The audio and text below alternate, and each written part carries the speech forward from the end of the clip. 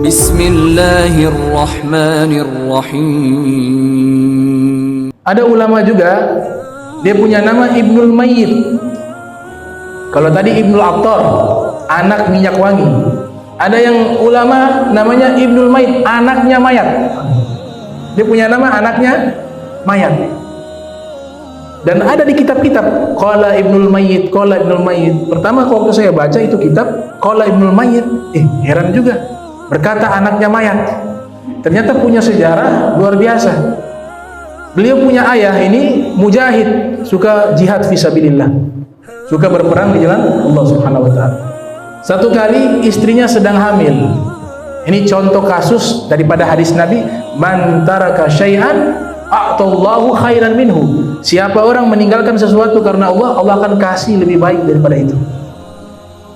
Sebelum dia berangkat jihad, dia usap perut istrinya yang sedang hamil. Dia katakan, ya Allah, inni istauda'tuka ma fi batniha. Ya Allah, saya titipkan kepadamu janin yang ada di perutnya. Dikatakan begitu sebelum berangkat jihad fisabilillah.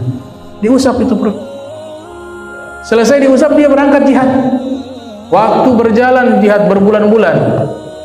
Pada akhirnya dia kembali, selesai jihad kembali ke rumahnya. Ternyata sampai di rumahnya ada orang berkumpul. Dia tanya kepada orang itu, ada apa nih? Mereka katakan, istrimu sudah meninggal dunia. Istrimu sudah meninggal dunia. Kapan? Barusan. Ini sudah selesai dikubur. Pas dia pulang itu istri dikuburkan. Kata beliau dengan penuh keyakinan, saya punya anak bagaimana? Mereka bilang meninggal dalam keadaan hamil. Tidak, anak saya masih hidup. Anak saya masih hidup. Ayo kita gali lagi kuburan. Makanya dalam ilmu fikih itu boleh menggali kuburan yang jika ada wanita hamil meninggal dan diperkirakan mungkin janin bisa lahir dan hidup, maka boleh dibongkar kuburannya. Walil mar'ati idza dufina ma'aha janinuha wa amkanat hayatuhu. Itu dalam kitab fikih mengatakan demikian. Ditanya, kenapa engkau yakin anak masih hidup? Dia bilang, sebelum saya berangkat, saya menitipkan anak saya kepada Allah. Dan saya punya keyakinan, jika kita menitipkan sesuatu kepada Allah, tidak mungkin Allah sia-siakan titipan tersebut. Maka saya berkeyakinan anak saya masih hidup. Ayo kita ke sana, kuburan, kita bongkar itu kuburan. Datang ke kuburan, dibongkar itu kuburan.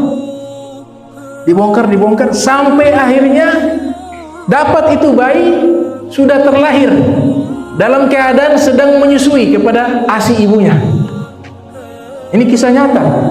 Ulamanya namanya Ibnu Mayyit. Akhirnya bayi itu diangkat, masih hidup sehat walafiat, dan dinamakan Ibnul Mayyit karena terlahir dari mayat. Dan tertulis dalam kitab-kitab para ulama Ibnu Mayyit. Lihat mereka mendapatkan kemuliaan yang luar biasa dari Allah Subhanahu wa taala.